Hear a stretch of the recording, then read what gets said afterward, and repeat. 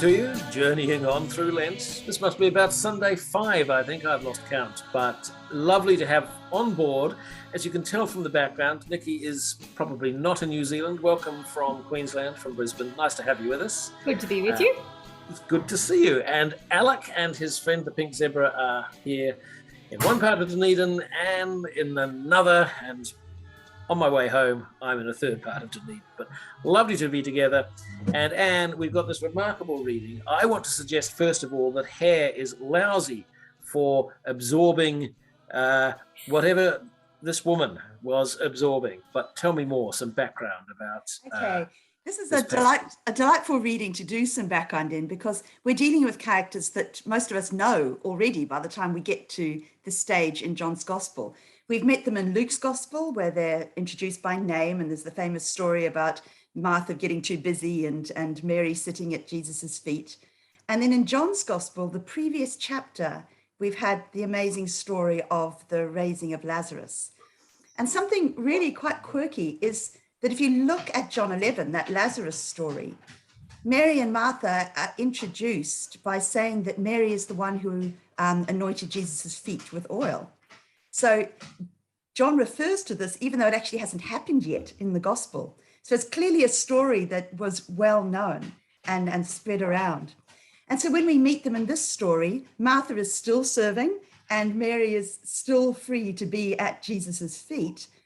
Lazarus, just imagine, I love this thought that they have just experienced Jesus essentially taking them to the cemetery and raising from the dead the brother that they'd buried 2 or 3 days before, and now they invite them out for dinner. You know, it's kind of this mixture of the awe-inspiring and the incredibly homey, which is, I think, a lovely way of thinking about Jesus. So that's one thing. The second, nard, what she anoints his feet with. I read that it's a heavy, musky scent, and I just think that's a good thing to keep in mind as we read it. Very rare, very expensive. And the idea that the scent of nard clung to the skin. And so you can almost imagine Jesus through the whole Passion Week that's coming up, still having a remnant of that scent and still being able to remember the love that was shown to him as he was about to be launched into this appalling week. And the final thing is that in the Talmud, nard is one of the ingredients for an incense offering. And so there's overtones here of this being an act of worship as much as one of gratitude. Thanks, Anne. Huge sensuality in the deepest sense of the word here. I'd like a challenge while you're there, Anne, and give us some sort of a challenge. Listen to me. Okay. Well, I find the most challenging verse in this, obviously, Jesus saying, "The poor you will always have with you." And that's got to be challenging because it's confronting. Why would Jesus say that? I guess I find something helpful in that challenge to go back to what Jesus was quoting, which is essentially Deuteronomy 15. What Jesus is saying to the disciples is that there shouldn't be poor among you, which is what Deuteronomy says. There is enough to go round. And if the poor are among you, then something is wrong here. There's a bit in the Sacred Diary of Adrian Plass, those of you who read that decades ago, where a little Bible study group are talking about Mother Teresa, and an ultra-holy conservative character wonders, but is she a Christian? And another character says, but how many dirty beggars have you washed this week? And the challenge to us, I think, today is the difference between getting all excited about signing petitions or going on marches where we're demonstrating about what other people are doing wrong, which is what Judas was doing, and the Mary who was doing something active and expensive. All right, thank you for throwing the gauntlet at our feet. Alec, do you want to pick up and give us some idea of challenge for you in the passage? I found the passage itself challenging because it's by John, and the more I live, the more I find John challenging. And I'm fascinated by the way he's dealt with this particular story over against the way that the other Gospels have dealt with this story. He makes it, as Anne says, it's a family event. This is Mary and Martha's place. They're having a celebration because Lazarus has been raised. And yet all the others, it's a much more public sort of kind of event. And the context then becomes really different.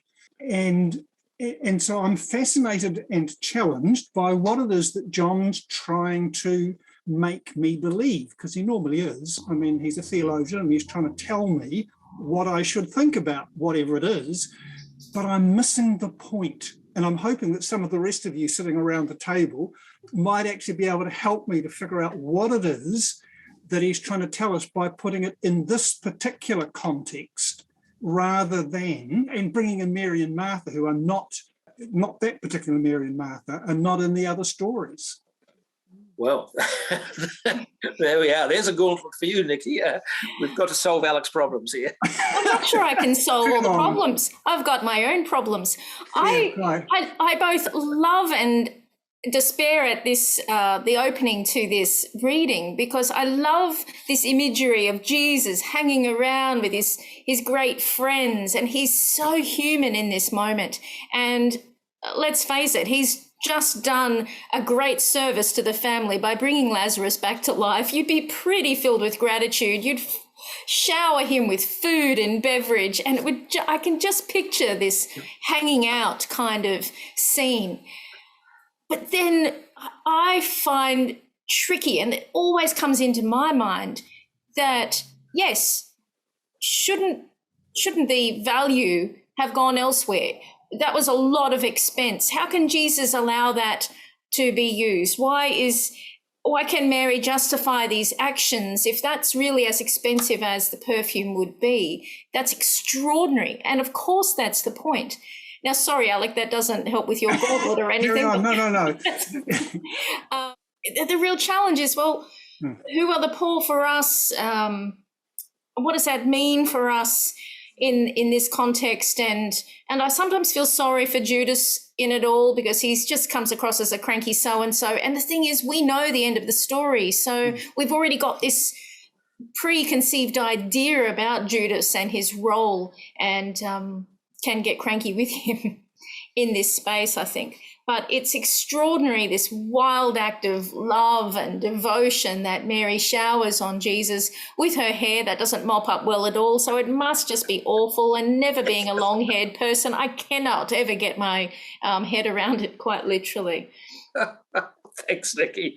So let's go back to you, Alec, because in the confusion of the passage, I think we're hearing, I want some good news. I think the good news for me is that the value that someone who loved Jesus was 300 silver coins over against the value that the Pharisees put on it of only 30 silver coins. So the people who have learnt to love Jesus at least value him 10 times more than those who hate him. And for me, that's actually something significant in the process. You know, I've never seen that before. That's just never occurred to me. Thanks, Alec. And good news after that. Okay, just that strange little verse about Mary having saved it for Jesus's burial, because she had no idea he was about to be buried. And to me, it's this good news of the blending of her free choice and God's purpose, and that we don't always see the depth of what God can do with the things that we offer. And I found that good news. Okay, between you, you're plumbing some wonderful mystical depths. Go, Nicki.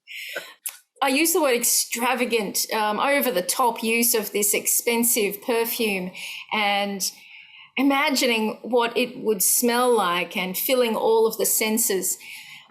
Also, the good news comes from the imagery that is the love that God has for us through Jesus. It's this extravagant will hold back not at all for us because of that love. And of course, you know, Mary was utterly thankful for the life of her brother and would do anything here for Jesus. I do wonder if Mary had some insight or understanding and at some level knew what her Messiah had ahead of him. She may have recognized this as such an important moment, that it was so important to do this anointing, and so powerful that it was Mary in this moment of anointing Jesus. And of course, Jesus the Messiah is Jesus the Anointed One. Did she have some idea of what was ahead?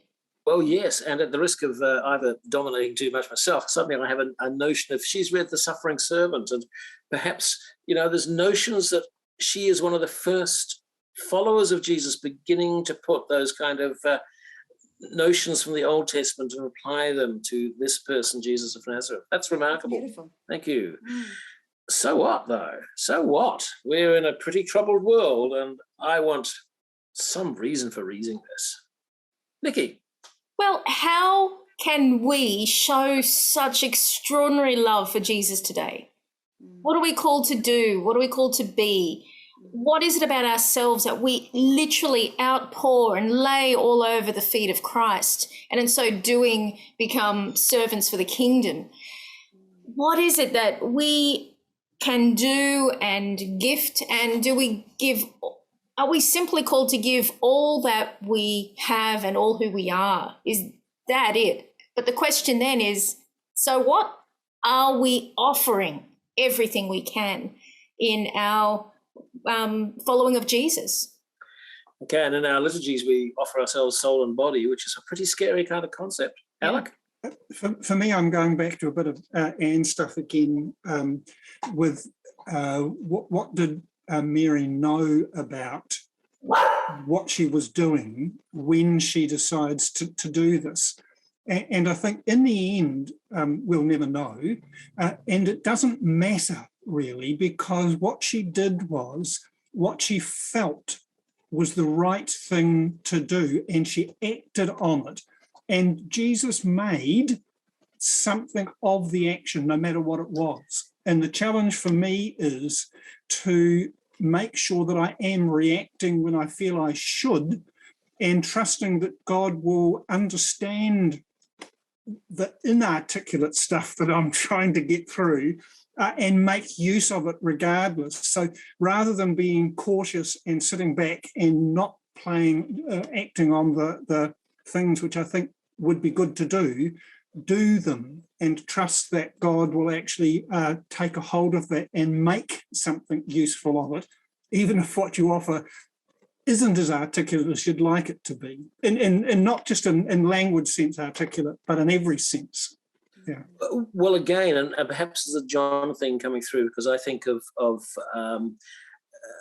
Nicodemus coming by night and being blundering, and yet by the end of the gospel story being a wonderful outpouring of love, a bit like this. So thank you. Yeah, drawing out some really hidden depths for me anyway. And so what?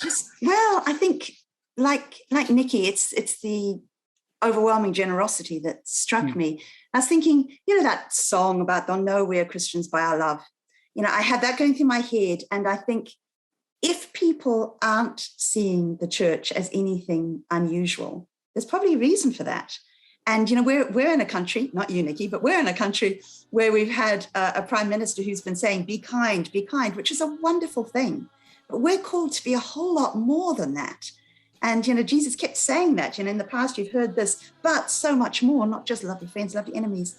And so for me, the so what is, are we as a church loving sacrificially, loving more than just comes naturally, loving more than just being nice, just being kind? And I think if we're not seeing the transformation and growth that we perhaps want in the church, that's quite possibly a main reason why. I found myself somewhat speechless. I really think the three of you have broken open some deep treasures in this passage, and I don't really want to go any further. I don't want to add to that. That is just a beautiful exploration of this really, really very vivid scene. And Nicki, Alec, thank you so much again.